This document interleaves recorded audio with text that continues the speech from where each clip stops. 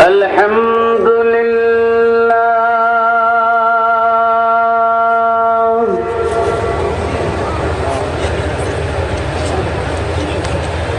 الحمد لله وحده والصلاة والسلام على من لا نبي بعده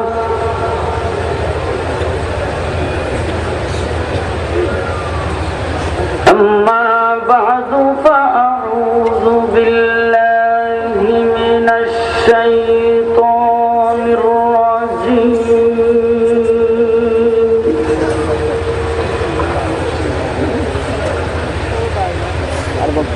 بسم الله الرحمن الرحيم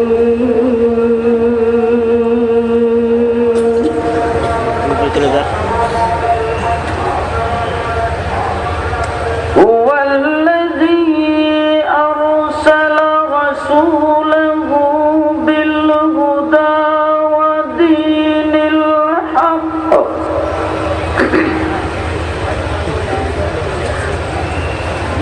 ليظهره على الدين كله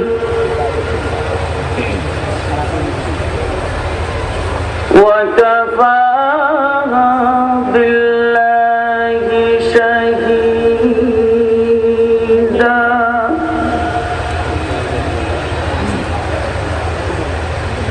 محمد رسول الله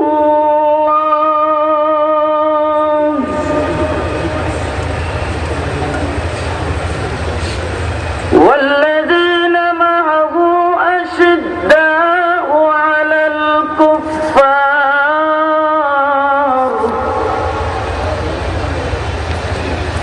رحماء بينهم تراهم ركعا سجدا يبتغون فضلا من الله ورضوانا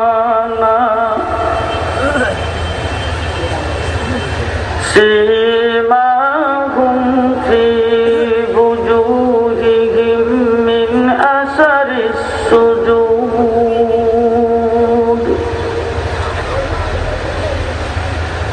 ذلك مثلهم في التوراة ومثلهم في الإنجيل صدق الله مولانا العظيم وقال رسول الله صلى الله عليه وسلم أصحابي كالنجوم بأيهم اقتديتم اهتديتم وصدق رسوله النبي الكريم ونحن على ذلك من الشاهدين والشاكرين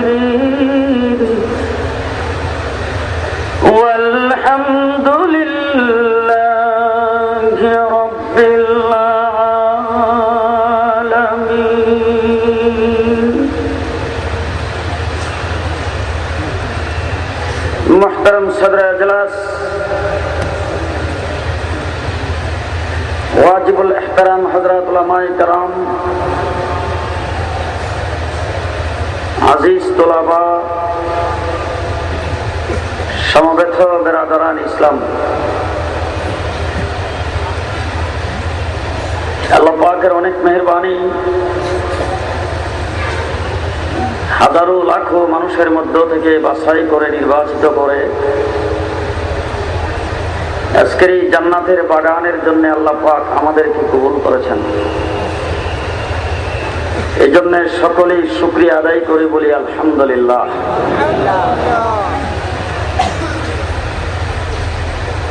আমার পূর্বে বাংলাদেশের মোনাজের আজম আহলে হকের তর্জমান হযরতুল আল্লাম মাওলানা নুরুল ইসলাম অলিপুরি দামাত বারাকাতুহুম অত্যন্ত সুন্দর ভাষায় গান গর্ব আলোচনা করেছেন। এই ধরনের আলোচনার পরে আমার মতো কোনো ব্যক্তি এই স্টেজে আর কথা বলা আমি এটাকে ঠিক মনে করি না। কিন্তু ঢাকার থেকে আসতে 17 ঘন্টা সময় লাগছে আমার। 17 ঘন্টায় আমি আপনাদের এখানে পড়ছি।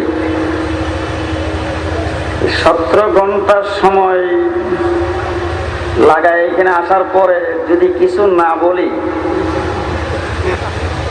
এটা আমার জন্যও মানায় না। আর আপনারা যারা আমাকে দাওয়াত করেছেন আপনাদের জন্য এটা খুব একটা ঠিক হবে না। তবে আমি যদি এখন আলোচনা সংক্ষেপ করি তাহলে আপনাদের উপরে জুলুম হবে, আর যদি লম্বা করি তাইলে বেইনসাফ হবে। এখন আমি খুব টেনশনে আছি যে কোনটা করব।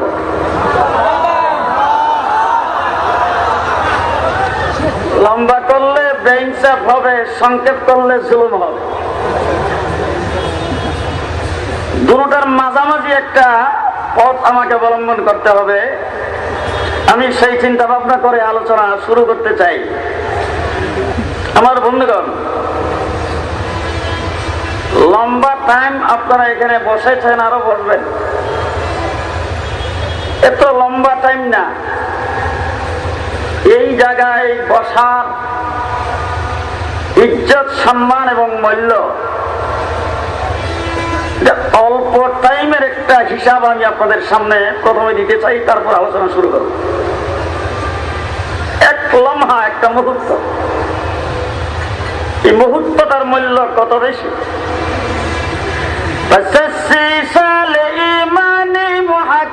শুধু বখা কানি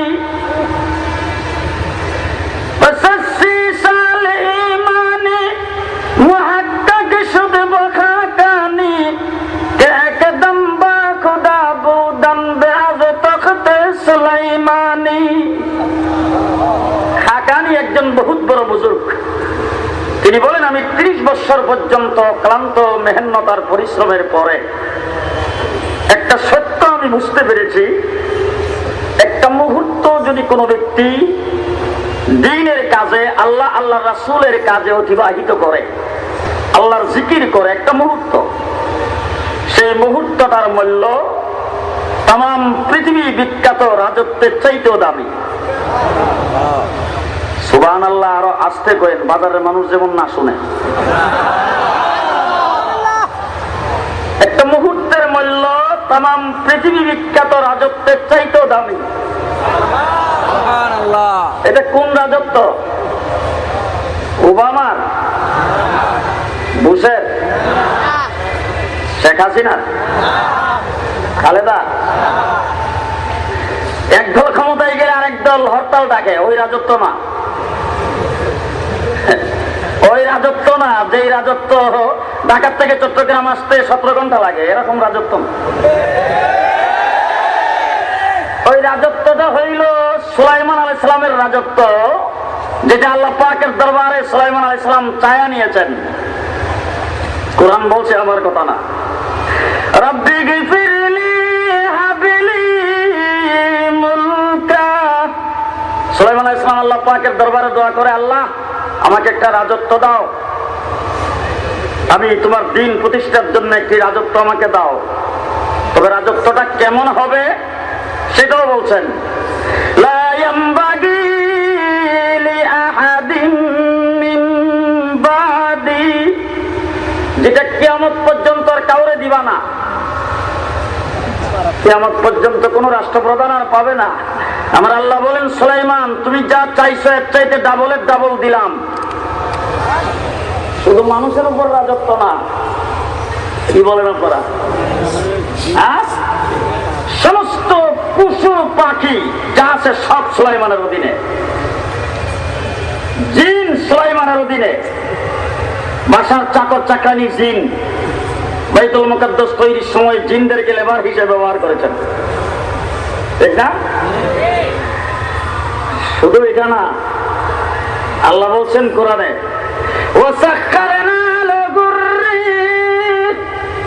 কোরআন বলে বাতাস পর্যন্ত সুলাইমানের অধীনে। হাওয়া যেদিকে সুলাইমান ইশারা করে সেই দিকে যায়। ওই রাজত্বে যদি আমরা থাকতাম তাইলে জীবনের জন্য সুলাইমানরে বলে দিতাম যে চট্টগ্রামে যেন আর জলোচ্ছ্বাস না হয়। বাতাস সুলাইমানের অধীনে, এই রাজত্ব সুলাইমান আলাইহিস সালামের। পৃথিবীর সর্বপ্রথম রকেট, আপনারা রকেট দেখছেন তো? দেখছেন? এই ছোট সময় যখন ওই গরমের দিন, আকাশ খুব পরিষ্কার, সারা আকাশে তারকাগুলি দেখা যায়, ওই সময় আমাদের ওই মুরব্বীরা অনেক সময় ডাইকা দেখাইতো, এই দেখ রকেট যায়, রকেট রকেট, অর্থাৎ কোন একটা তারা চলতেছে আর রকেট।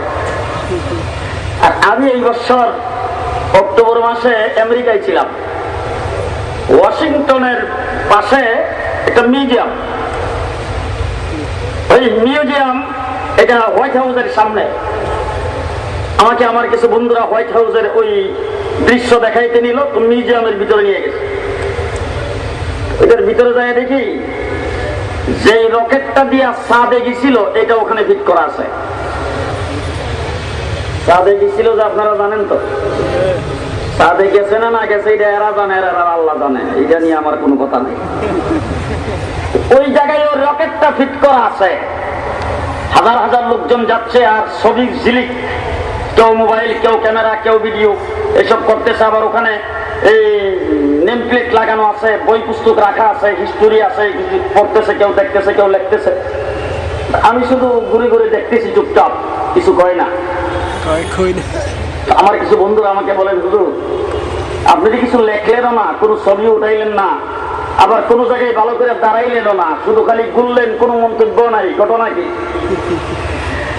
আমি বললাম যে আমার মন্তব্য আমি মানুষের সামনে ছাড়া করতে পারি না। ওই দিন আমার এক জায়গায় প্রোগ্রাম ছিল, আমি ওই প্রোগ্রামে যাই বললাম যে যারা ওই রকেট দেখে আশ্চর্য হয়ে গেছেন, এর চাইতে আরো বড় আশ্চর্যের খবর আমার কাছে আছে। পাশের থেকে কয়েকজনে এর চাইতে বড় আশ্চর্য আছে নাকি, বুঝেন না কারবার? কারণ রকেট তৈরি করে সেই রকেটের যে পাওয়ার মেশিনটা দেখলাম নিচে ফিট করা, ওইটার উপর থেকে নিচ থেকে রকেটের পাওয়ার মেশিনে পাওয়ার দেয়, আর সেকেন্ডে 18 মাইল গতি। চিন্তা করেন কারবার, এর চাইতে আশ্চর্য আছে নাকি? আমি বললাম যে তাম পৃথিবীতে একটা সাইকেল তৈরি করার লোক আবিষ্কার হয় নাই। আমার নবী যেই যুগে পৃথিবীতে আগমন করেছেন, ঠিক কিনা কন? সাইকেল বানানোর মতো চিন্তাবিদ, বুদ্ধিজীবী পৃথিবীর মানচিত্রে নাই। আছে? আমার নবীর যুগে ছিল সাইকেল? আছিল? কথা বল। নবীর যুগে সাইকেল আবিষ্কার হয়েছিল? সাইকেলের টায়ার টিউব পর্যন্ত আবিষ্কার হয় নাই, ঠিক না বেঠে? ওই সময় আমার রাসূল উম্মে হানির ঘরে ঘুমাই আছে, রাত্রের অর্ধেকটা চলে গেছে, অর্ধেক। কারণ কোরআন বলছে লাইলাম, অর্ধেক রাত্র চলে গেছে।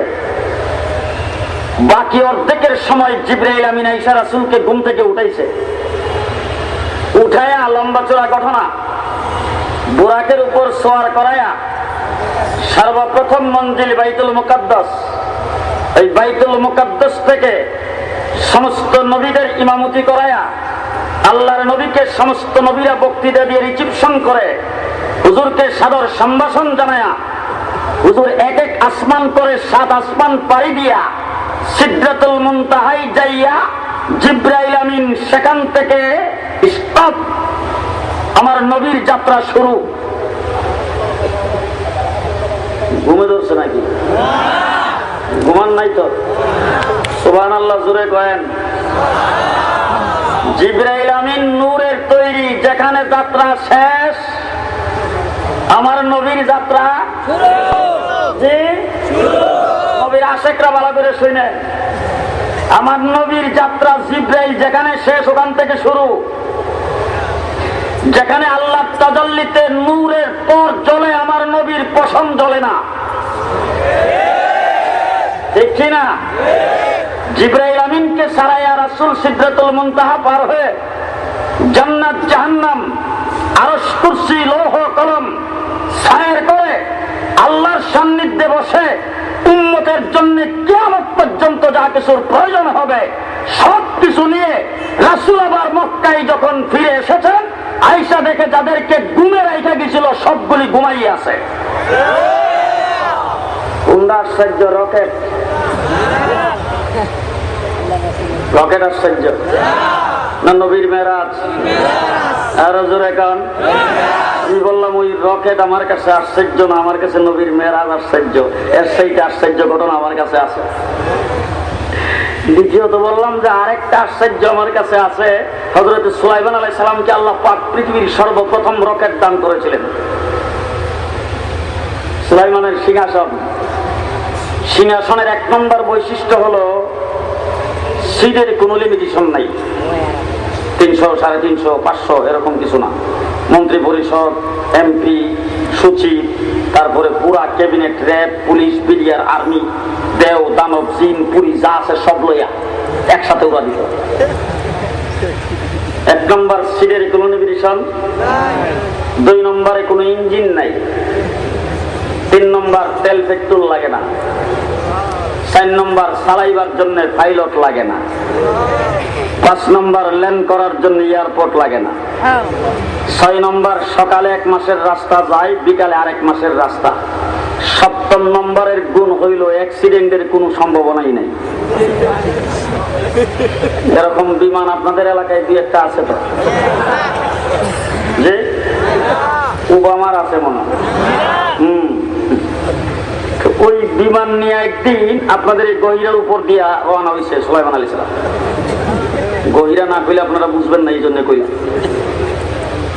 একজন মানুষ, গ্রামের লোক, কৃষক, কৃষক আপনারা চিনেন তো, খেতে কাজ করে। ওই লোকটা যখন দেখছে যে দেখেন গ্রামের মানুষ যদি বিমান দেখে তাহলে আশেপাশের লোকজনকে ডাইকা দেখায়, এই দেখ বিমান যায়।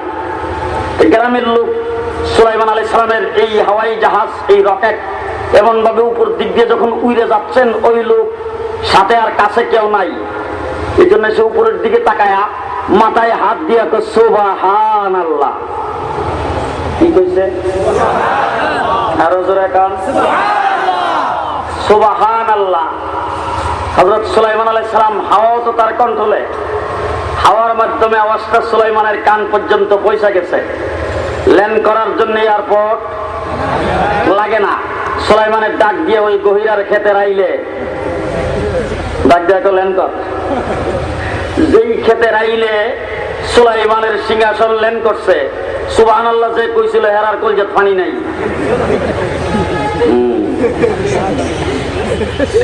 এ মনে করতেছে এখন আমার রেপ দিয়া ধরায়া সাথে সাথে রিমান্ডে।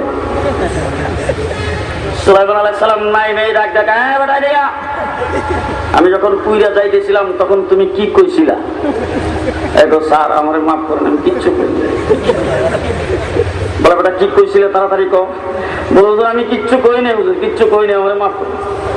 বলে বেটা কি কইছিল মাফ করবে পরে, আমি শুনছি তুই কি কইছিলে, তোর মুখ দিয়ে আরেকবার শুনতে চাই, জলদি কর। লোকটা 2 হাত জোড়াত করে কাঁপতেছে আর সুলাইমান রে করে, হুজুর আমারে মাফ করবেন হুজুর, আমি আসলে হুজুর নিজে ইচ্ছা করে কিছু কই নাই হুজুর। আপনি যখন উইরা যাইতেছেন আপনার শান শৌকত আর আপনার এই পজিশন দেখা হুজুর আমার মুখ দিয়ে অটোমেটিক সুবহানাল্লাহ বেরিয়ে গেছে। এমনি অটোমেটিক। আজকালকের কিছু যুবক, শিক্ষিত অর্ধ শিক্ষিত আমাদের দেশের মুসলমানের ঘরের কিছু ছেলেপেলা আছে যারা আশ্চর্যতম কোন জিনিস যদি শুনে তাইলে তাদের মুখ থেকে বের হয় মাই গড। চিটাগাঙ্গে বোধহয় নাই, আমরা ঢাকার কথা কই। মাই গড আছে তো, যে আশ্চর্যতম কোন জিনিস শুনলে বলে মাই গড। একজন আরেকজনের সঙ্গে দেখা হইলে বলে গুড মর্নিং, গুড নাইট। আসেনি? এক্সকিউজ মি, প্লিজ, সরি, আছে তো। যে হাসরের ময়দানে সরিওয়ালাদের সাথে হাসর হবে,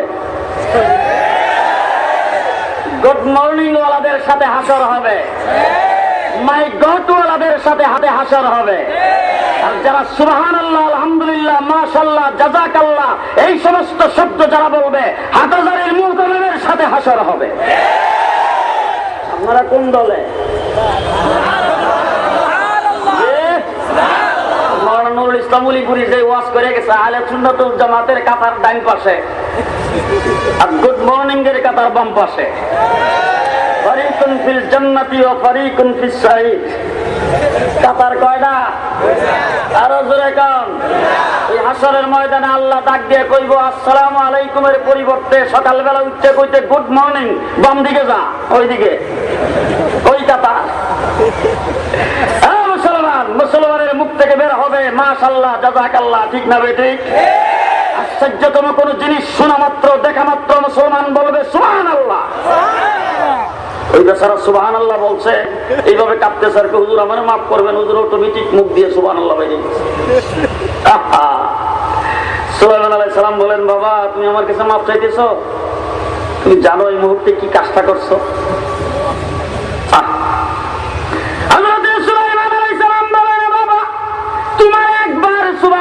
যদি আমার পালনায় উঠানো হয় আর আমার সিংহাসন যদি কয়েকবার ওজন দেওয়া হয়, একবার সুবহানাল্লাহর সমপরিমাণ মূল্য হবে না।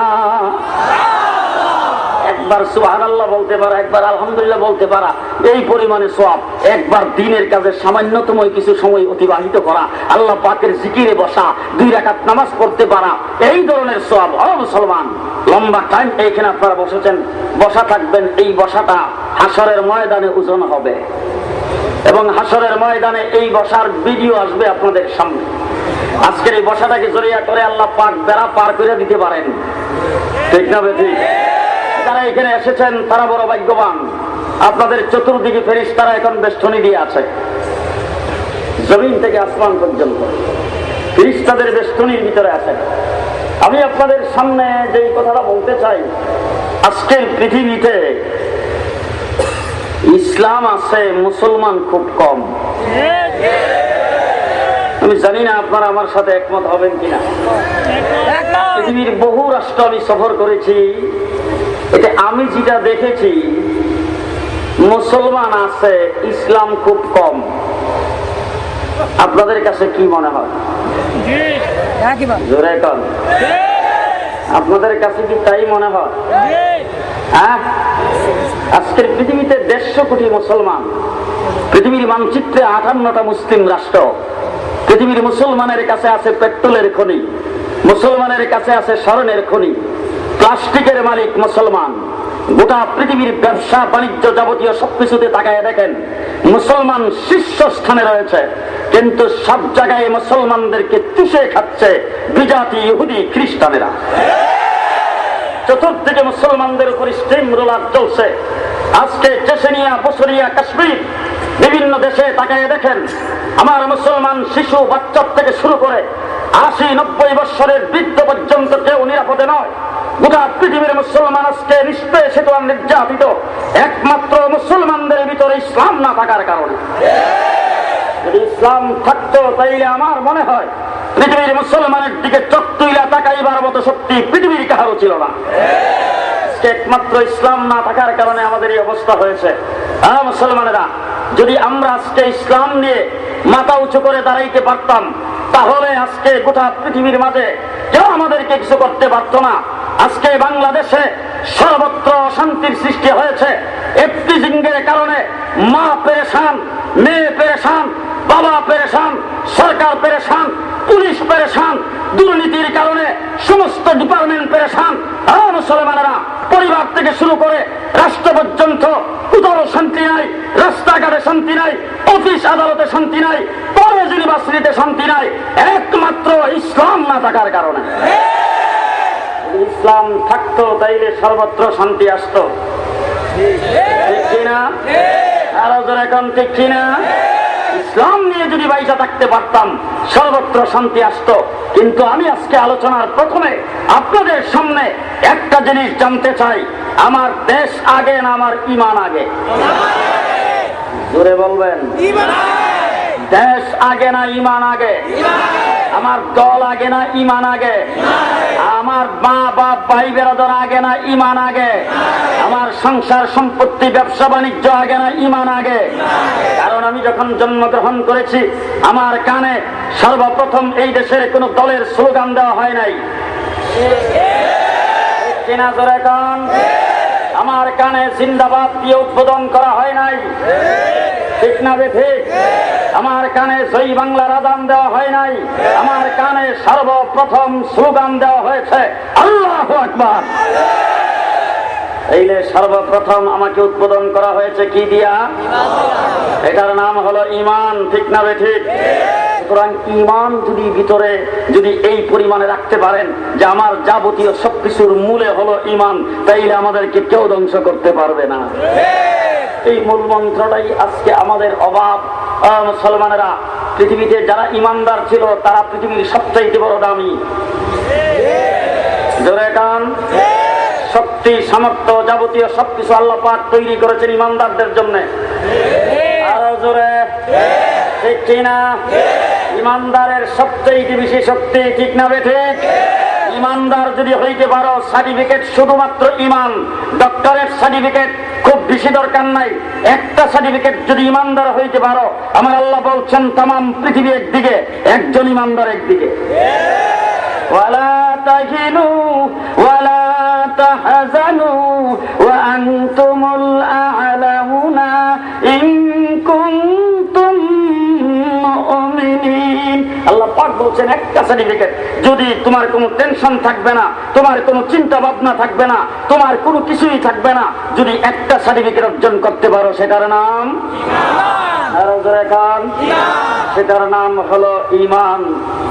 আজকে যদি এই জিনিসটা সকলের ভিতরে থাকতো তাহলে দেশ জাতি পরিবার যাবতীয় সবকিছু শান্তি পাইত, ঠিক না বেঠিক? হযরত ওমর ইবনুল খাত্তাব, আপনারা নাম শুনছেন তো? ওমরের রাষ্ট্রের এরিয়া ছিল 22 লক্ষ বর্গ মাইল, বাংলাদেশের অর্ধেকটা।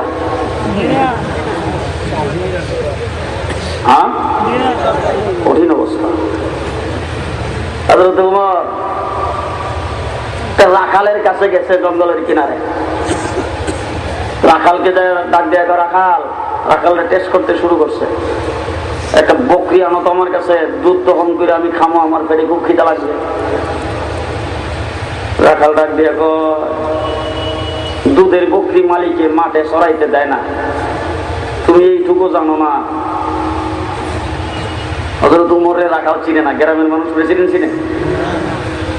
ওমর ইবনুল খাত্তাব কো, আচ্ছা ঠিক আছে। 2 নম্বরে কয়, তোমার একটা দুধের বকরি না থাকলে একটা বকরি আমারে দাও, জবাই করে গোশতগুলি খাই। রাখাল ডাক দিয়া, বকরির মালিক আমি না। হযরত ওমর ইবনুল খাত্তাব কয়, বেটা তুই যে বকরির মালিক না এটা আমিও জানি, একটা বকরি আমার কাছে বিক্রি কর, আমি বকরিটারে তোর কাছ থেকে পয়সা দিয়ে কিনবো। মালিক রে যায় কইবে, স্যার জঙ্গলের কিনারে গেছিলাম, একটা বকরি বাঘে ধরে লয়ে গেছে, আমি রাখতে পারি। মালিক বিশ্বাস করে যাবে, মধ্যখানটা 2 টাকাগুলি পাই গেলে তোর মালিক এখানে এসে চাই রয়েছে। যেই কথা কইছে রাখাল সব বাই গিরে উঠছে। তুমি আমার মালিক এই জায়গায় উপস্থিত নাই, আমার মালিকের মালিক আল্লাহ পাক উপস্থিত।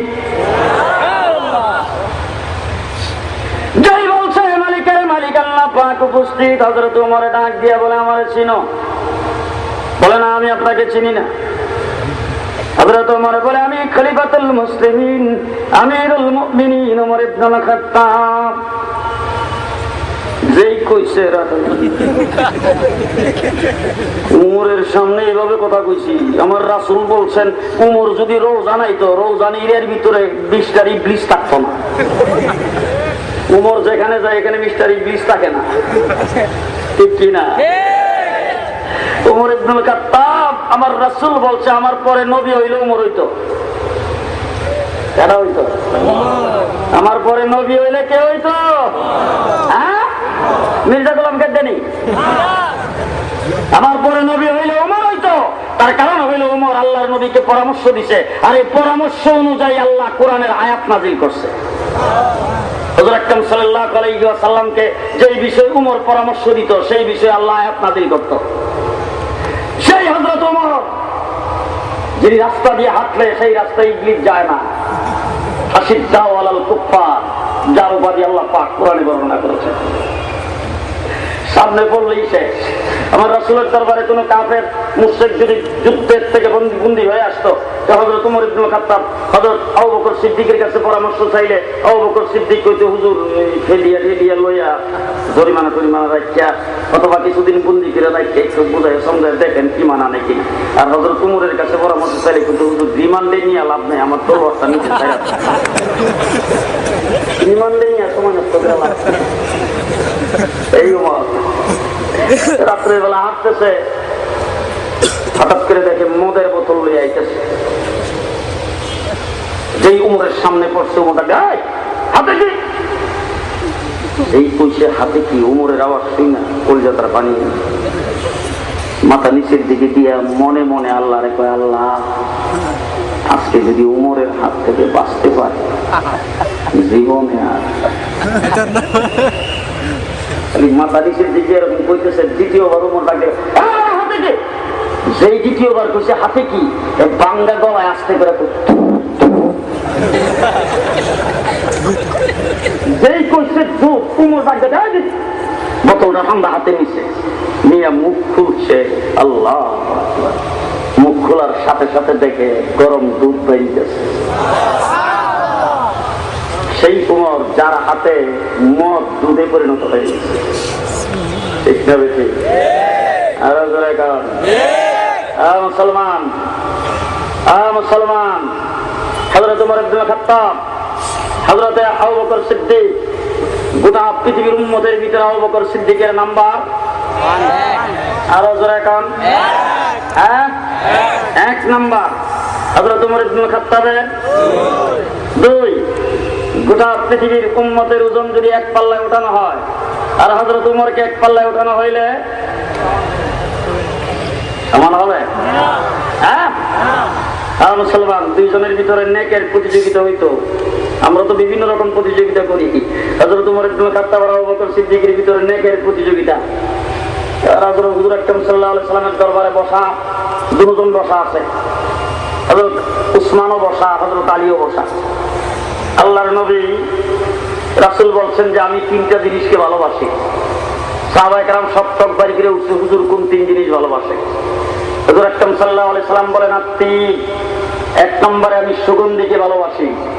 সুবহানাল্লাহ, জোরে কান। আল্লাহর নবী মুহাম্মদ রাসূলুল্লাহ সুগন্ধিকে ভালোবাসেন বলে আল্লাহ রাব্বুল আলামিন বলেন, নবী হে, আপনি সুগন্ধিকে ভালোবাসেন, আমি আপনার 3.5 হাত বুড়িকে সুগন্ধি বানায়া দিলাম। আমার রাসূলের 3.5 হাত বুড়ি সুগন্ধি ছিল। প্রস্রাব পায়খানা মেশকে আম্বর চাইতে বেশি সুগন্ধি ছিল।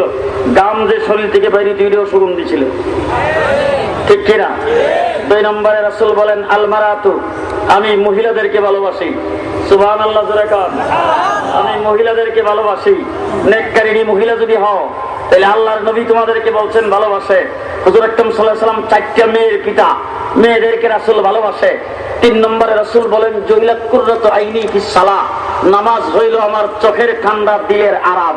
সুবহানাল্লাহ জোরে কান। তিন জিনিস আমার রাসূল বর্ণনা করছেন। হযরত আবু বকর সিদ্দিক উঠে দাঁড়াইছে, দাঁড়ায় কো হুজুর আমিও তিনটা জিনিস ভালোবাসি। হযরত ওমর ইবনে খাত্তাব মনে মনে ভাবতেছে, নেক দিয়া কোনো সময় আবু বকর সিদ্দিককে পেছনে ফেলাইতে পারি না।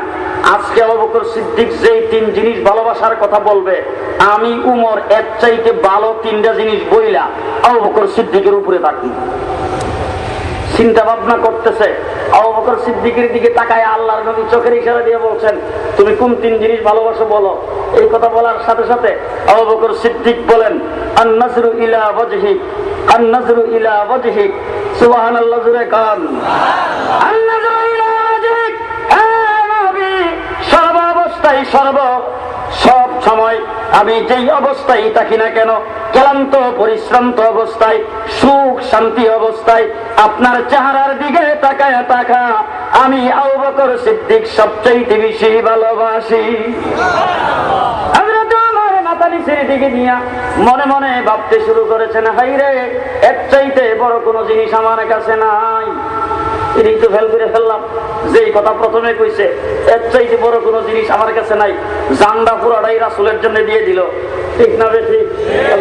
হযরত আবু বকর সিদ্দিক আল্লাহ রাসূলকে বলেন, হুজুর আপনার চেহারার দিকে তাকায় সব সময়ের জন্য আমি ভালোবাসি, সবসময় আমার মনে চায় আপনার চেহারার সামনে থাকতাম। মুসলমানেরা, সেই নবী মুহাম্মদুর রাসূলুল্লাহ সাল্লাল্লাহু আলাইহি ওয়াসাল্লামের এক নম্বরের উম্মত হযরত আবু বকর সিদ্দিক লোকটা কেমন ছিল আপনাদেরকে কি বোঝাবো। সব সময় হযরত আবু বকর সিদ্দিক নরম মানুষ, ঠান্ডা মিয়া ছিলেন। তো আপনাদের দেশে কোনো লোক যদি সেদ্বেদ বেশি না থাকে, ঠান্ডা মিয়া কেন? ঠান্ডা মিয়া। আয়াত নাজিল হয়েছে, মানজাল্লাযী ইউকরিদুল্লাহ কারদান হাসানা। আয়াত নাজিল হওয়ার পরে ইহুদির কয়েকজন লোক রাস্তার কিনারে বসা, আবু বকর সিদ্দিক এই রাস্তা দিয়ে যাইতেছে। ইহুদির একটা লোক উঠা আবু বকর সিদ্দিককে দেখা শোনায় কইতেছে, মুসলমানও গরিব, মুসলমানের আল্লাহ গরিব, এই জন্য মুসলমানের কাছে কর্জ চাওয়া আরম্ভ করছে। আমরাও ধনী, আমরা আল্লাহ ধনী, এ পর্যন্ত কোন সময় কর্জ চাইছে না। আবু বকর সিদ্দিক ঠান্ডা মানুষ, তো ঠান্ডা মানুষের যদি সে তুলে, তাইলে অতীতে যে উঠছিল না এটার কাজ আদায় করে, ঠিক কিনা?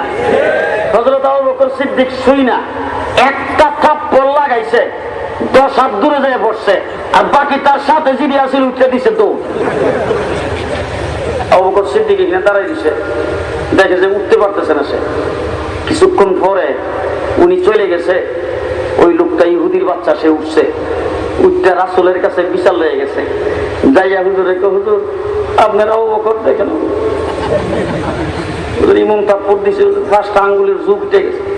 আবু বকর সিদ্দিক তাপ্পুর মারছে, হুজুরে দেখায়া জায়গার মধ্যে 5 আঙ্গুলের যুগ উঠে আছে, হুজুরে দেখাইছে। হুজুর ডাক দিয়ে কয়, তুমি আবু বকর চিনো? জি হুজুর, আমার কাছেই বাড়ি। ভালো করে চিন্তা ভাবনা করে রাখো, এই কাম কি তোমার আমার উমরে করছে না আবু বকর? উস্তাদ কিন্তু সাগরিদরে খুব ভালো ছিল, ঠিক না? এই কাম তো উমর করতে পারে, কিন্তু আবু বকর, আমার আবু বকর এই কাম করতে পারে, এটা তো আমি বিশ্বাস করি না। বলে না হুজুর, আমি আবু বকরে দেখেছি, আপনার সামনে ডাকায় আনেন। আবু বকর সিদ্দিককে ডাকায় আনছে, আইনা জিজ্ঞেস করছে, আবু বকর আপনি কি এই কাম করছেন? হুজুর আকরাম সাল্লাল্লাহু আলাইহি ওয়াসাল্লামকে আবু বকর সিদ্দিক ডাক দিয়ে বলে, হুজুর একটা তো লাগাইছি, লাগাইয়া খাড়া আসিলাম, যদি হে উঠতে দাঁড়াইতে পারতো আরেকটা লাগাইতাম। এখন আপনার সামনে আইছে, আপনার অনুমতি ছাড়া লাগানো যাবে না, হুজুর অনুমতি দেন আরেকটা লাগাই। আল্লাহর নবী ডাক দিয়ে, আবু বকর এমন রাগ আপনি তো কোনো সময় হন না, আজকে এরকম রাগ হয়ে গেলেন কেন? হযরত আবু বকর সিদ্দিক কই, হুজুর রাগ হইছে এই জন্য যে হ্যাঁ, ওই মানজাল্লাযী ইউকরিদুল্লাহ কারদান হাসানা এই আয়াত শুনছে, শুই না আমার দেখে কইতেছে মুসলমানও গরিব, মুসলমানের আল্লাহ গরিব। আল্লাহ সম্পর্কে মন্তব্য করার কারণে হুজুর আমার সহ্য হয় নাই, হুজুর লাগাইছি, দেন হুজুর আরেকটা লাগাই। এই কথা যখন কইছে, ইহুদির বাচ্চা উঠে কো, হুজুর আল্লাহ খোদার কসম আমরাও আল্লাহরে মানি, এই কথা জীবনও কই নাই, এই কথা আমি জীবনও কই নাই। এবার শুনেন মুসলমান, ইসলাম কি বিচার ব্যবস্থা কায়েম করেছেন, কি সাম্য আর কি আদর্শ ইসলাম দিছে, ভালো করে শুনে রেখেন। যখন কসম করে, আল্লাহর কসম করে যখন অস্বীকার করেছে। আল্লাহর নবী ডাক দিয়ে বলেন, আবু বকর সাক্ষী পেশ করতে হবে, তুমি যে থাপ্পড় দিছো সেটাই গালি দিয়েছিল আল্লাহকে, সেটার সাক্ষী কোথায়? আবু বকর ডাক দিয়ে বলে, আমার কোন মানুষ এই জায়গায় ছিল না, সবগুলি ওর পাটির রূপ ছিল, তারা আমার পক্ষে সাক্ষী দেবে না। আল্লাহর নবী তার কসমের উপর এবার আবু বকর সিদ্দিকের উপর বিচার জারি করবে। বিচার জারি আবু বকর সিদ্দিকের উপর হয়ে যাবে। রাসূল অপেক্ষা করতেছে যে হুকুমটা দিয়ে দেবে, আবু বকর সাক্ষী পেশ করতে পারতেছে না, হুকুম দেবে আবু বকর সিদ্দিককে, ওই ইহুদি সর দেবে যেই জুড়ে যেইভাবে যেই জায়গায় তারে সব দিছে এইভাবে হক জারি করে দিবে এখন আবু বকর সিদ্দিকের উপর। বর্তমান পৃথিবীর কোন রাষ্ট্রপ্রধান, বর্তমান পৃথিবীর কোন দলের নেতা, তার নেতা অথবা তার দলের কোন কর্মী, তার দলের কোন সেক্রেটারি, তার দলের কোন নেতার বিরুদ্ধে যদি কেস হইতো, তাহলে কোর্টে দাঁড়ায় কইতো, আমার দলের একবারে পরীক্ষিত লিডার, তার দ্বারা এই কাম জীবন হইছে না, ঠিক না? আর যে বিচার দায়ের করতে আসছে কাজ করে নাই মারল, ঠিক কিনা জোরে কর? আর এক নম্বরের মুসলমান আল্লাহর নবীর পরীক্ষিত হযরত আবু বকর সিদ্দিক যখন হক জারি হয়ে যাবে তার উপরে আল্লাহ পাক জিবরাইল আমিনকে পাঠাইছে। সুবহানাল্লাহ, জোরে কর। আল্লাহর পক্ষ থেকে জিবরাইল আমিন এসে কোরআনের আয়াত নাযিল করে ডাক দিয়ে বলেছেন, ও নবী, আল্লাহ পাক কোরআনের আয়াত নাযিল করে দিয়েছেন। আল্লাহ ডাক দিয়ে বলেন, আবু বকর সিদ্দিকের সামনে যখন সেই কথা বলেছে, আবু বকর যখন তারে থাপ্পড় দিয়েছে, আমি আল্লাহ পাক স্বয়ং ওই জায়গায় উপস্থিত ছিলাম। আবু বকর সিদ্দিকের সাক্ষী আমি আল্লাহ নিজে তার পক্ষে সাক্ষী দিয়েছি। হযরত আবু বকর সিদ্দিকের পক্ষে আল্লাহ পাক নিজে কোরআনের আয়াত নাযিল করে সাক্ষী দিয়েছেন। সব সময় নেকের প্রতিযোগিতা। আবু বকর সিদ্দিক যখন খলিফাতুল মুসলিমিন হয়েছেন, খলিফাতুল মুসলিমিন, মদিনাতে একটা বিধবা মহিলা বসবাস করে, বৃদ্ধা, কুয়ার থেকে পানি উঠাইতে পারে না। হযরত ওমর ইবনে খাত্তাব তার খোঁজ খবর যায় না। একদিন মনে মনে ভাবতেছে, আমি এই বিধবা মহিলার কুয়ার থেকে পানি উঠাইয়া কলসিটা বইরা দিয়ে দিব, সারাদিন যেন সে পানি ব্যবহার করতে পারে। রাত্রেবেলা 4টার সময় গেছে, যায় দেখে কলসি ভরপুর। হযরত ওমর ইবনে খাত্তাব মনে মনে ভাবে, মনে হয় আমার আগে কেউ আইসা কলসিটা ডুবাই দিয়ে দিছে, আমি আগামীকাল 3টার সময়। পরের দিন গেছে 3টা, যায় দেখে কলসি পোড়া। হযরত ওমর কৌরি সর্বনাশ, আমার আগে আসারও লোক আছে, দেখা যায় কালকে এমন 2টা। পরের দিন 2টার সময় গেছে, যায় দেখে কলসি পানিতে ভরপুর। হযরত ওমর ইবনে খাত্তাব কলসি বরুম পরে এশার নামাজ পড়ে আর কালকে যাইতাম না, খালি থাকবো এই কাজটা কেডা করে হেরে ধরন লাগবো আগে। পরের দিন যাইয়া নিজের আড়াল করে এক জায়গার মধ্যে চুপচাপ দাঁড়াই বসে দেখি কেডা। গভীর রাত্রিবেলা বিধবা মহিলার খালি কলসি নিয়ে কলসিটাকে ভালো করে ধুয়ে কুয়ার থেকে পানি টাইনা উঠাইয়া কলসি ভরপুর করে মুখ চাদর দিয়া ঢাকা, কলসি যখন মাথায় করে নিয়ে যখন রওনা হয়েছে, হযরত ওমর যায় সামনের দিক দিয়ে দাঁড়াইছেন। দাঁড়ায় ডাক দিয়া বলে, কে আপনি? আমি প্রত্যেক দিন নিয়ত করে আজকে 3 দিন যাবত আগমন করি, এত গভীর রাত্রে আইসা বিধবা মহিলার কলসি ডুবাইয়া দেন, আপনাকে আগে চিনতে হবে। এই কথা বলে মুখের থেকে কাপড় টান দিয়া সরাইছেন। সরাইবার পরে দেখে আমিরুল মুমিনিন হযরতে আবু বকর সিদ্দিক। হযরত ওমর ডাক দিয়া বলে, আবু বকর, খলিফাতুল মুসলিমিন, আল্লাহর নবীর জীবদ্দশায় পারলাম না নেক দিয়ে আপনাকে কোনদিন পেছনে ফেলতে। আজকের দিনে বিধবা মহিলার কলসি ডুবাইয়া দেওয়ার জন্য আমি এত চেষ্টা করে আসলাম, কিন্তু খলিফাতুল মুসলিমিন হওয়ার পরেও বিধবা মহিলার এই কাজটুকু পর্যন্ত আপনার সাথে পারলাম না। এই ছিল তাদের মধ্যে অবস্থা। হযরত আবু বকর সিদ্দিক ওই বিধবা মহিলা কলসি পর্যন্ত খলিফাতুল মুসলিমিন হওয়ার পরে কলসির পানি দিয়ে ভরে দিয়েছেন। হুজুর আকরাম সাল্লাল্লাহু আলাইহি ওয়াসাল্লাম একদিন এই পূর্ণিমার চন্দ্রের রাত্রি, আকাশটা পুরা পরিষ্কার, হযরত আয়েশা সিদ্দিকার নিয়ে বসা আছে। আয়েশা সিদ্দিকা গোটা আকাশ তারকায় ভরপুর। আয়েশা সিদ্দিকা আল্লাহর নবীকে জিজ্ঞাসা করেছেন, নবী, আকাশের তারকা তো গণনা করা যায় না, আপনার উম্মতের ভিতরে কি এমন কেউ আছে যার নেক গণা যায় না? রাসূল বলেন, হ্যাঁ আছে। হুজুর বলছেন, আমার উম্মতের ভিতরে হযরত উমর ইবনুল খাত্তাব, যার নেক আকাশের তারকা সমতুল্য, তারকা জীবন গণে শেষ করা যায় না, উমরের নেকও গণে শেষ করা যাবে না। হযরত আয়েশা মাথা নিচের দিকে দিয়া মনটা গেছে খারাপ হয়ে, মনে মনে ভাবতেছে, আজকে দিয়ে উমর হয়ে গেল 1 নম্বর, আমার আব্বার লগে হুজুরের কোনো দ্বন্দ্ব হইল না। একটু উত্তোলন করে জিজ্ঞাসা করেছে, নবী, সব সময় আমার বাবা 1 নম্বর স্থান অবলম্বন করে 1 নম্বর স্থান পায়, আজকে দিয়ে হযরত ওমর 1 নম্বর হয়ে গেল, আমার বাবাকে কোথায় ফেলে দিলেন? আল্লাহর নবী ডাক দিয়ে বলেন, হ্যাঁ, উমরের নেক আকাশের তারকা সমতুল্য, কিন্তু জেনে রাখো তোমার বাবার সাথে তুলনা হইতে পারে না। তোমার বাবার জিন্দেগির নেক নয়, এক রাত্রের নেক যদি হযরত উমরের সারা জিন্দেগির নেকের সাথে তুলনা করা হয়, তোমার বাবার এক রাত্রের নেকের সাথে তুলনা হবে না। সিদ্দিক আল্লাহর নবীকে নিয়ে হিজরতের রাত্রিতে 3 দিন 3 রাত্র গারে সুরের ভিতরে ছিলেন, এর একটা রাত্রের নেক যদি ওজন দেওয়া হয়, হযরত উমর ইবনুল খাত্তাবের তামাম জিন্দেগির সমান হবে না। সেই আবু বকর সিদ্দিক হযরত উমর মনে মনে ভাবতেছিল যে 3 জিনিস যে ভালোবাসার বলবে, আমি উমর দেখি একটু পেছনে ফেলাইতে পারি কিনা। প্রথম শব্দটা যখন বলছে, আন-নাজরু ইলা ওয়াজহি, ও নবী, আমি আপনার চেহারা দেখতে সব সময়ের জন্য ভালোবাসি। হযরত উমর মাথা নিচের দিকে দিয়ে কর পারলাম না, এখানেই শেষ।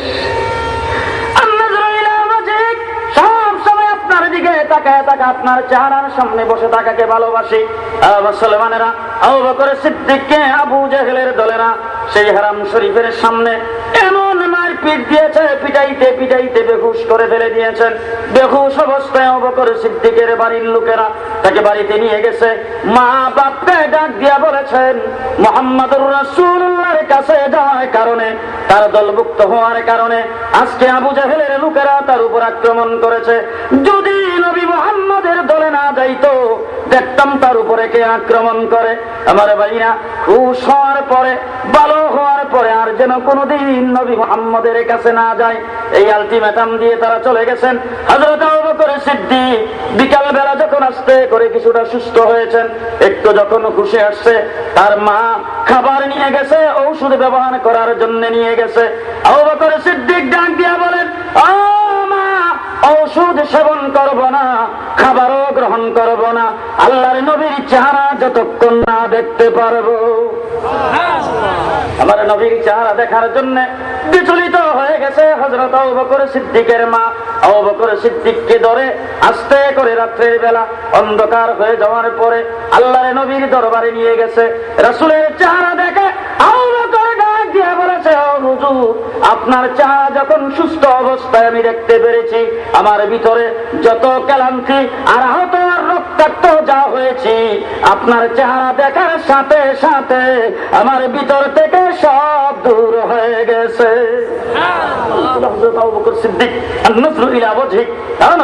আপনার চেহারা দেখতে আমি খুব ভালোবাসি। 2 নম্বরে বলছেন, ইনফাকু মালি ইলা আমরিক, আমার মাল সম্পদ আপনার হুকুমে বিলীন করে দেওয়া আমি নবী, আমি আবু বকর সিদ্দিক ভালোবাসি। হ্যাঁ মুসলমানেরা, হযরত আবু বকর সিদ্দিক জানও দিল রাসূলের জন্য, মাল দিল কার জন্য?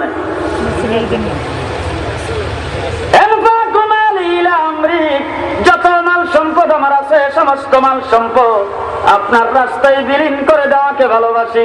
আমার ভাইরা, আবু বকর সিদ্দিক সব সময় দানের দিক থেকে 1 নম্বরে থাকতেন। হযরত আবু বকর সিদ্দিক দান করতেন অকাতরে। ঘরের মধ্যে খুব বেশি জিনিসপত্র ছিল না। যুদ্ধের ময়দানে যাবে, আল্লাহর নবী সৈন্য প্রেরণ করবেন, এমন সময় যখন চাঁদা কালেকশন করতে শুরু করে দিয়েছে, একজন সাহাবী মালের অর্ধেক এনে দিয়ে দিয়েছেন, আরেকজনে 3 ভাগের 1 ভাগ দিয়েছেন। হযরত ওমর মনে মনে ভাবে, 3 ভাগের 1 ভাগ দিয়ে দিয়েছি, আজকে আমি আবু বকর সিদ্দিকের উপরে থাকবো। মনে মনে ভাবতে শুরু করেছেন। আল্লাহর নবীর দরবারে হযরত উসমান নিজের সম্পদের অর্ধেক এনে আল্লাহর নবীর পায়ের কাছে ফেলে দিয়েছেন। স্বর্ণ মুদ্রাগুলি আল্লাহর নবী এক হাত থেকে আরেক হাতে উঠাইতেছেন, আর এইভাবে নাড়াচাড়া করে আল্লাহর নবী ডাক দিয়ে বলে, আজকের দিনের পরে উসমানকে জান্নাত থেকে ফিরাইতে পারে, বাধা দিতে পারে, দুনিয়াতে এমন কোনো কাজ হবে না। হযরত উসমান সম্পর্কে আমার রাসূল সাল্লাল্লাহু আলাইহি ওয়াসাল্লাম একাধিকবার জান্নাতের খুশখবরি দিয়েছেন, একাধিক মেয়ে আল্লাহর নবীর বিবাহ দিয়েছেন। এই জন্য হযরত উসমানকে জিন্নুরাইন যেমন বলা হয়, সাথে সাথে জুলবেশারাতাইনও বলা হয়। আবার তিনি 2 জায়গায় হিজরত করেছেন, একবার হাবশা আরেকবার মদিনা, এই জন্য জুল হিজরাতাইনও বলা হয়। হযরত উসমান হুজুর আকরাম সাল্লাল্লাহু আলাইহি সাল্লামের মাল সম্পদ এমন ভাবে দিতে থাকতেন, আমার রাসূল সাল্লাল্লাহু আলাইহি ওয়াসাল্লামের দরবারে হযরত উসমান সব সময় দিতেই থাকতেন। হযরত আবু বকর সিদ্দিক ঘরের মধ্যে কিছু ছিল না, সামান্য কিছু আটা ছিল, এটা পুরো ডাইনা দিয়ে দিয়েছে। হুজুর আকরাম সাল্লাল্লাহু আলাইহি ওয়াসাল্লাম সকলকে যাচাই করতে শুরু করলেন, তুমি কি দিছো, তুমি কি দিছো, তুমি কি দিছো, এরকম সবাই বর্ণনা করতেছে। হুজুর আকরাম সাল্লাল্লাহু আলাইহি ওয়াসাল্লামের কাছে আবু বকর সিদ্দিক কিছু কয় না, হঠাৎ করে ডাক দিয়ে আবু বকর সিদ্দিককে কয়, আবু বকর আপনি কি দিছেন? হুজুর আমি কিছু দিতে পারি না। বলে আরেকটা কিছু দিছেন তো, কন্যা কি দিছেন? যখন এই কথা কইছে, বলার সাথে সাথে হযরত আবু বকর সিদ্দিক, হুজুর সামান্য কিছু আটা ঘরে আছিল, এটা পুরোটা এনে দিয়ে দিছি। বলে ঘরে কি রাখছেন? বলে আল্লাহ আর আল্লাহর রাসূলের রেখেছি। হুজুর আকরাম সাল্লাল্লাহু আলাইহি ওয়াসাল্লাম ডাক দিয়ে বলেন, আজকে সবচেয়ে বেশি দান করছে আবু বকর সিদ্দিক, ঘরে যা ছিল সব দিয়ে দিছে, ঘরের মধ্যে শুধু আল্লাহ আর আল্লাহর রাসূলের রেখে। আবু বকর সিদ্দিক বলছেন, ফাকু মালি ইলা আমরি, আমি মাল সম্পদ আল্লাহর রাস্তা ব্যয় করাকে ভালোবাসি। 3 নম্বরে বলেন, আইয়াকুনা বিনতি ফি বাইতিক, আইয়াকুনা বিনতি ফি বাইতিক, নবী আমার মেয়েটা আপনার মন খুশ করে, আপনার দিল জয় করে, আপনার খেদমত করে, আপনার মন জয় করে, যদি আপনার ঘরে থাকতে পারে, এইটাকে আমি সবচাইতে বেশি ভালোবাসি। মালও দিলাম, জানও দিলাম, আওলাদ রাসূলের জন্য দিয়ে দিলাম। 2 নম্বরে হযরতে ওমর ইবনে খাত্তাব উঠে দাঁড়াইছে, দাঁড়ায় কো, হুজুর আমিও 3টা জিনিস ভালোবাসি। এটা ওমর ইবনে খাত্তাব কো, আমিও 3 জিনিস ভালোবাসি। হুজুর ইশারা দিয়ে বলছেন, কি 3 জিনিস ভালোবাসো? হুব্বিবা ইলাইয়া মিনাদ দুনিয়া সালাস, আমিও 3টা জিনিস ভালোবাসি। আল্লাহর নবী ইশারা দেওয়ার সাথে সাথে বলেন, হুজুর আল আমরু বিল মারুফ, আমি 1 নম্বরে ভালোবাসি সৎ কাজের আদেশ করা, অন্যাহি আনিল মুনকার 2 নম্বরে ভালোবাসি অসৎ কাজের নিষেধ করা, 3 নম্বরে আসসাউবুল খালক, আমি 3 নম্বরে ফারা সিরা জামা পরাকে আমি ভালোবাসি। হযরত ওমর ইবনে খাত্তাব সৎ কাজের আদেশ করতেন, অসৎ কাজের নিষেধ করতেন, ঠিক না ঠিক? ইহুদি আরেক মুনাফিক, 2 জন গেছে রাসূলের দরবারে বিশাল হয়ে।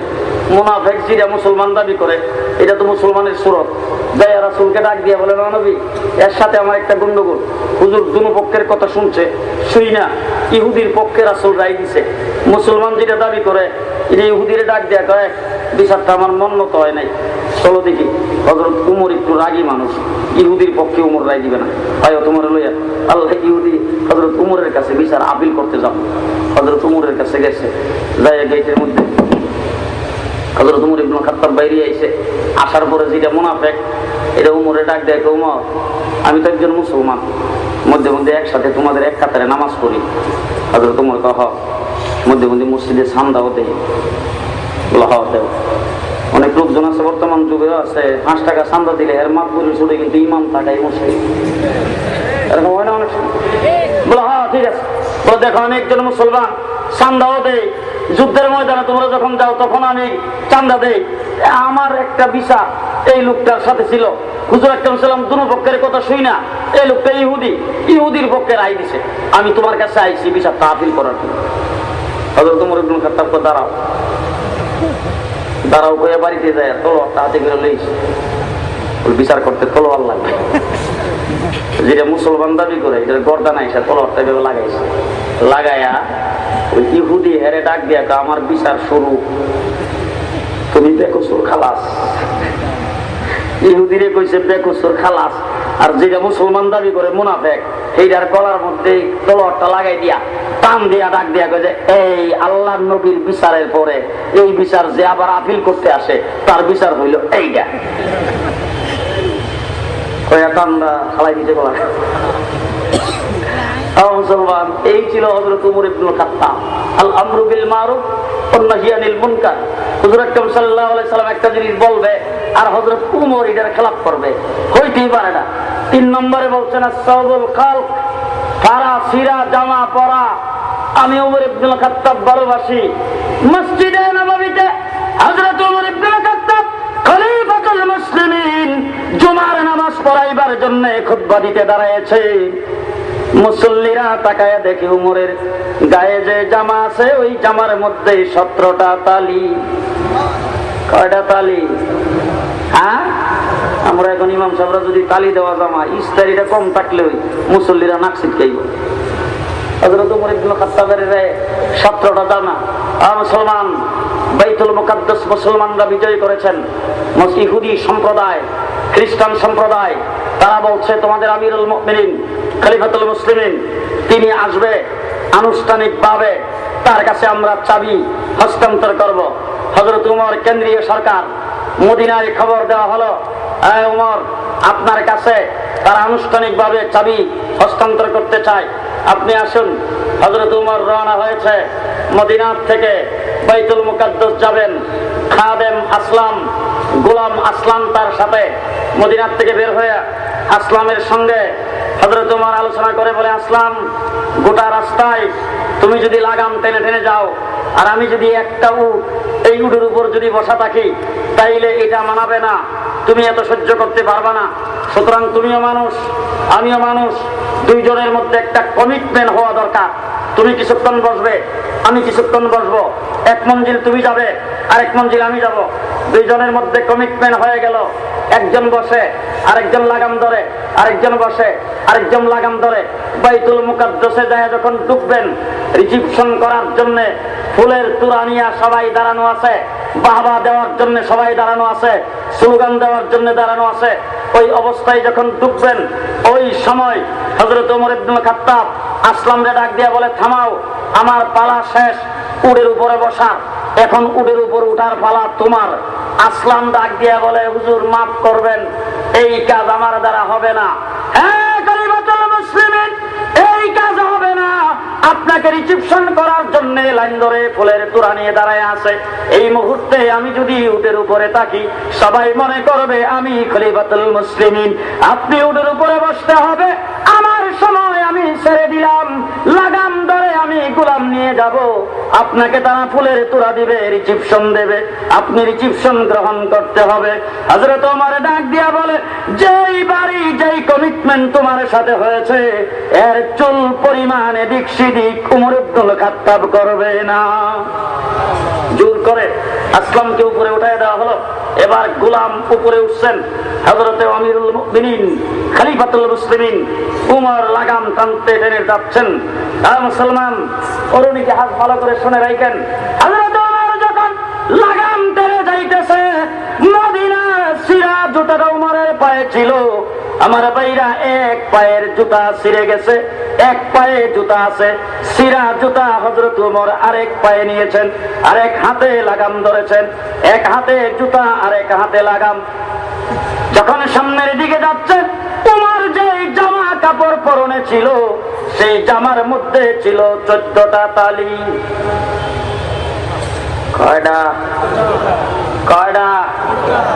মুসলমানদের রাষ্ট্রপ্রধান বাইতুল মুকাদ্দাসের চাবি সংগ্রহ করার জন্য যাবে, 14টা তালি দেওয়া জামা। ইহুদি খ্রিস্টানের দলেরা দৌড়াইয়া বাইতুল মুকাদ্দাসের ভিতরে যায় ঢুকছে। তাদের বড় বড় আলেমরা বাইতুল মুকাদ্দাসের ভিতরে যাইয়া কিছুক্ষণ পরে বের হয়ে এসেছে। ওমর ইবনুল খাত্তাব যখন উপস্থিত হয়েছেন, সবাই ওমরকে ডাক দিয়া বলেছেন, ওমর আমরা আপনাকে দেখে বাইতুল মুকাদ্দাসের ভিতরে যাইয়া আমাদের ধর্মীয় গ্রন্থ ইনজিল এবং তাওরীত খুলে আমরা যায় দেখে এসেছি মুসলমানদের আমিরুল মুমিনিন খলিফাতুল মুসলিমিন বাইতুল মুকাদ্দাস যেদিন বিজয়ী করবে, চাবি সংগ্রহ করার জন্য যখন আসবে আনুষ্ঠানিকভাবে, ওই সময় তিনি যে মদিনার থেকে আগমন করবেন, তার গায়ে যে জামা থাকবে সেই জামায় 14টা তালি দেওয়া থাকবে। তবে ইনজিল এবং তৌরাত কিতাবে লেখা আছে, 2 নম্বরে লেখা আছে, ওই তৌরাত এবং ইনজিল কিতাবে আমিরুল মুমিনিন আমরা আবার যা ফিরে দেখে আসলাম, যেদিন যখন আসবেন তখন তাদের গোলাম থাকবে উটের উপরে সওয়ার। আমিরুল মুমিনিন খলিফাতুল মুসলিমিন উটের লাগাম ধরে ধরে টেনে টেনে আসবেন। তারপরে লেখা আছে, এক পায়ের জুতা ছিঁড়ে যাবে, এক পায়ে জুতা থাকবে, আর এক পায়ের জুতা হাতে, ছিঁড়া জুতা হাতে থাকবে। যালিকা মাসালুহুম ফিত তাওরাতি ওয়া মাসালুহুম ফিল ইনজিল। মুহাম্মদুর রাসূলুল্লাহ সাল্লাল্লাহু আলাইহি সাল্লামের সাহাবায়ে কেরামের ঘটনা, আল্লাহর নবীর উম্মতের কথা ইনজিল এবং তাওরাত কিতাবে আল্লাহ পাক বর্ণনা করেছেন। একদম কোনখানে কি হবে, বাইতুল মুকাদ্দাসের চাবি হযরত উমর কিভাবে সংগ্রহ করবে, বাইতুল মুকাদ্দাসের চাবি আনতে যাওয়ার সময় উমর কিভাবে যায় ঢুকবে, গোলাম কই থাকবে, মুনিব কোথায় থাকবে, সব ইনজিল এবং তাওরাত কিতাবে বিস্তারিতভাবে লেখা আছে। এই ছিল হযরত উমর ইবনে খাত্তাব। সিরা ফারা জামা পড়তে হযরত উমর খুব ভালোবাসতেন। মুসলমানেরা, এই ছিল আমাদের সাহাবায়ে কেরাম। আমার নবী মুহাম্মদুর রাসূলুল্লাহ সাল্লাল্লাহু আলাইহি ওয়াসাল্লাম এই সাহাবায়ে কেরামকে তৈরি করতে যাইয়া উহুদের ময়দানে রক্ত দিয়েছেন, দাম শহীদ করেছেন, তাইফের জমিনে রক্ত দিয়েছেন। আমার নবী মুহাম্মদুর রাসূলুল্লাহ সাল্লাল্লাহু আলাইহি ওয়াসাল্লামের চাচা হযরত আমির হামজার লাশটাকে 12টা টুকরা করা হয়েছে। নবী মুহাম্মদুর রাসূলুল্লাহ সাল্লাল্লাহু আলাইহি ওয়াসাল্লামের চাচা আমির হামজার লাশের ভিতর থেকে কলিজাটাকে বের করে দাঁত দিয়ে চাবানো হয়েছে।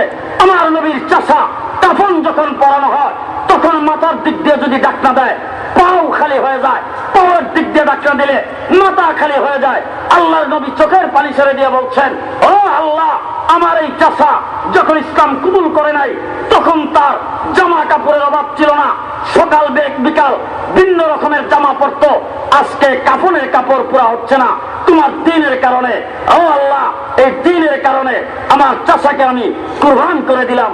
আমির হামজার কুরবানির বদৌলতে আজকের এই গহিরায় এই ইসলামী সম্মেলন অনুষ্ঠিত হয়েছে। ঠিক না বেঠিক? হযরত ওমর ইবনে খাত্তাবের সিরা জামা পড়ার কারণে, হযরত ওমর ইবনে খাত্তাবের তাকওয়া পরহেজগারির কারণে, হযরত আবু বকর সিদ্দিকের তাকওয়া পরহেজগারির কারণে, তাদের মারপিট খাওয়ার কারণে, রক্ত দেওয়ার কারণে, গাম দেওয়ার কারণে আজকে পর্যন্ত ইসলাম আগমন করেছে। মুসলমানেরা, সেই ইসলাম যদি নাস্তিকার মুর্তাদেরা শেষ করে দিতে আসে, আর যদি আমরা চুপ করে বসে থাকি, হাসরের ময়দানে আবু বকর সিদ্দিকের সামনেও দাঁড়ানো যাবে না, ওমর ইবনে খাত্তাবের সামনেও দাঁড়ানো যাবে না। মুসলমানেরা, এই জন্য আজকে সবচাইতে বেশি যেই জিনিসটার দরকার সেটা হলো সবচাইতে আগে আমার ঈমান, আমার ইসলাম, এইটাকে নিয়ে যদি থাকতে পারি এই দেশে ইসলাম এবং ঈমান নিয়ে থাকতে পারবো। নতুবা যেই ধরনের অবস্থা শুরু হয়েছে ইসলাম এবং ঈমান নিয়ে এই দেশে থাকার মতো কোনো কায়দা নাই। মুসলমানেরা, নবী মুহাম্মদুর রাসূলুল্লাহ সাল্লাল্লাহু আলাইহি ওয়াসাল্লাম সর্বপ্রথম পৃথিবীতে আসার পরে যেই সাবজেক্টে যেই কোরআন সাহাবায়ে কেরামকে পড়াইছেন, আজকে আমাদের দেশের নূরানী মক্তব থেকে শুরু করে জামিয়া পর্যন্ত সেই কোরআন, সেই সাবজেক্টই পড়ানো হয়। আজকে হকের পথে যদি থাকতে চান তাহলে সেই উলামায়ে কেরাম অনুসরণ করেন। হকপন্থী উলামায়ে কেরাম অনুসরণ করা ছাড়া হকের পথে থাকার কোনো কায়দা নাই। ঠিক কিনা? ঠিক কিনা? এই জন্য আমি সব জায়গায় বলে থাকি, বর্তমান যুগে যদি হক পথে থাকতে চান, লাইন আছে 3টা। কয়টা? একটা হলো বর্তমান যুগের নুরানি মক্তব থেকে জামিয়া পর্যন্ত দেওবন্দি নেসাবের কওমি মাদ্রাসা। 2 নম্বরে হলো বেদাতবিহীন খানকা। 3 নম্বরে হলো বর্তমান যুগে সারা বিশ্বে তাবলীগ জামাত যে চলছে সেই তাবলীগ জামাত। এর ভিতরে থাকতে পারেন হকের পথ, সিরাতে মুস্তাকিমের পথ। সেই সিরাতে মুস্তাকিমের উপর যদি না থাকতে পারেন অ্যাক্সিডেন্ট করে শেষ হব। মুসলমান যারা মুসলমান বলে দাবি করি, আল্লাহ পাক আমাদের সবাইকে মুসলমানিত্ব দান করুক, ইসলামের উপর অটল থাকার তৌফিক দান করুক। সকলে বলেন আমিন, আর জোরে বলেন আমিন। আজকের এই গহিরায় ইসলামী সম্মেলনের ব্যবস্থা যারা করেছেন, যারা এখানে আগমন করেছেন, যারা ভলান্টিয়ারি করেছেন, যারা এই জায়গায় টাকা পয়সা দিয়ে সাহায্য করেছেন, আপনাদের সবাইকে ধন্যবাদ ও মোবারকবাদ জানাচ্ছি। اللهم آمين ربنا ظلمنا أنفسنا وإن لم تغفر لنا وترحمنا لنكونن من الخاسرين। আল্লাহ আমাদের জীবনের সকল গুনাহ মাফ করে দাও, ইসলামের উপর অটল থাকার তৌফিক দাও, আমাদের ঈমানকে কামিল মুকাম্মাল বানায় দাও। আল্লাহ আমাদের ঈমানকে কামিল মুকাম্মাল বানায় দাও। আল্লাহ আমাদের ঈমানকে কামিল মুকাম্মাল বানায় দাও, আমাদের ঈমানকে মজবুত করে দাও। ইয়া আল্লাহ আমাদের দেশে আল্লাহ তুমি শান্তি নাজিল করো, অশান্তির থেকে আমাদেরকে হেফাজত করো। ইয়া আল্লাহ অশান্তির থেকে হেফাজত করো। সকল তালিবে ইলম যারা এখানে হাত উঠাইছেন সকলকে দ্বীনের মুবাল্লিগ, দ্বীনের রাহবর বানায় দাও। ইয়া আল্লাহ দ্বীনের মুবাল্লিগ, দ্বীনের রাহবর বানায় দাও। আয় আল্লাহ আলেমে হক্কানি বানায় দাও। ইয়া আল্লাহ ইয়া আরহামার রাহিমিন, আমরা যারা এখানে হাত উঠাইছি আমাদের জিন্দেগীর সকল গুনাহ খাতা মাফ করে দাও। মাহফিলের যারা ইন্তজাম করেছে তাদেরকে দ্বীনের খাদেম হিসেবে কবুল করো। ইয়া আল্লাহ তোমার দ্বীনের জন্য তাদেরকে কবুল করো। টাকা পয়সা দিয়ে যারা সাহায্য করেছেন ইয়া আল্লাহ তাদেরকে তুমি কবুল আর মঞ্জুর করো। ইয়া আল্লাহ আজকের এই মাহফিল যারা ইন্তজাম করেছেন প্রতি বছর শান্ত শিষ্টভাবে এই জায়গায় আল্লাহ এই ধরনের ইসলামী সম্মেলনের ব্যবস্থা করতে পারে সেই তৌফিক দাও। ইয়া আল্লাহ সেই তৌফিক দাও। ইয়া আল্লাহ ইয়া আরহামার রাহিমিন, আমরা যারা এখানে হাত উঠাইছি ইয়া আল্লাহ আমাদের সবাইকে মক্কা মদিনা জিয়ারত করার তৌফিক দাও। কেউ বিমারি থাকলে শিফায়ে কামিল নসিব করো, কারো কোনো জরুরত থাকলে পুরা করে দাও, কেউ কোনো পেরেশানিতে থাকলে আল্লাহ পেরেশানি দূর করে দাও। গোটা বাংলাদেশের সমস্ত মাদারিসগুলিকে আল্লাহ তুমি হেফাজত করো, আলেম উলামায়ে কেরামকে হেফাজত করো। ইয়া আল্লাহ গোটা বাংলাদেশের মুসলমানদেরকে তুমি কবুল আর মঞ্জুর করো, মুসলমানদের ঈমানকে মজবুত করে দাও। আল্লাহ দেশটাকে ইসলামের জন্য কবুল করো, কোরআনের জন্য কবুল করো, আলেম উলামায়ে কেরামের জন্য কবুল করো। ইয়া আল্লাহ ইয়া আরহামার রাহিমিন, আমাদের দেশের প্রতি শান্তি নাজিল করো। ইয়া আল্লাহ শান্তির থেকে আমাদেরকে হেফাজত করো। রব্বানা তাকাব্বাল মিন্না ইন্নাকা আনতাস সামিউল আলিম ওয়া তুব আলাইনা ইয়া মাওলানা ইন্নাকা আনতাত তাওয়াবুর রাহিম। সুবহান রাব্বিকা রাব্বিল ইজ্জাতি আম্মা ইয়াসিফুন ওয়া সালামুন আলাল মুরসালিন ওয়াল হামদুলিল্লাহি রাব্বিল আলামিন।